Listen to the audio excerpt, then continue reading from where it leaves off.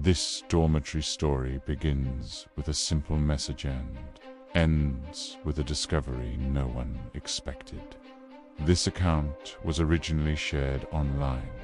A group of college students lived in a boarding house near a large university.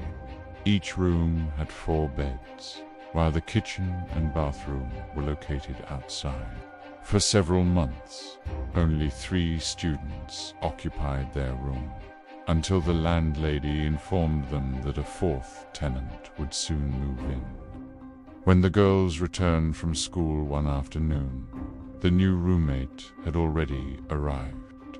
Let's call her Myra, a quiet first-year communication student. The first semester went by without anything unusual.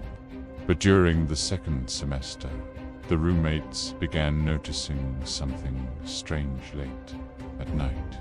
They could hear Myra softly crying, sometimes so intensely that her bed would slightly shake. When they finally asked her about it, she explained that she was struggling with serious family and financial difficulty. They comforted her whenever they could. A few months later, the school announced a 2-week break. One by one, the roommates left for their hometowns, until only Myra and another roommate, let's call her Lena, remained for one last evening in the dorm. Lena fell asleep that afternoon. When she woke up, Myra was no longer in the room, although her packed bag was still there. Shortly after, Lena received a text message. "Can you lock my cabinet for me? I forgot, and I already went home. The key is in the drawer." Since Lena was also planning to leave, she followed the request, locked the cabinet, and went home. Several days later, during the vacation, the landlady sent a message asking why the room had not yet been cleaned. Other tenants had begun complaining about a strong, unpleasant odor coming from the dormitory. Confused, the roommates insisted that everything had been clean when they left. Eventually, the landlady unlocked the room herself.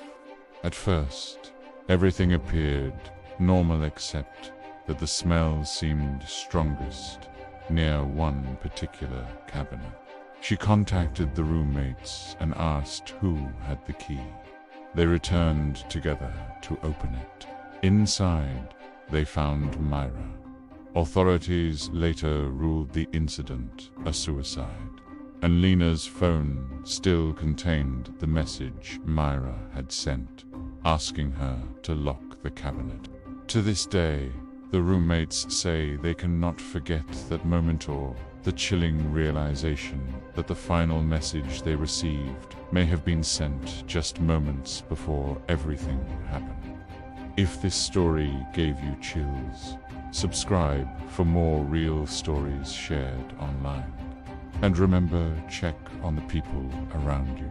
Sometimes, someone who looks quiet may be going through more than we realize.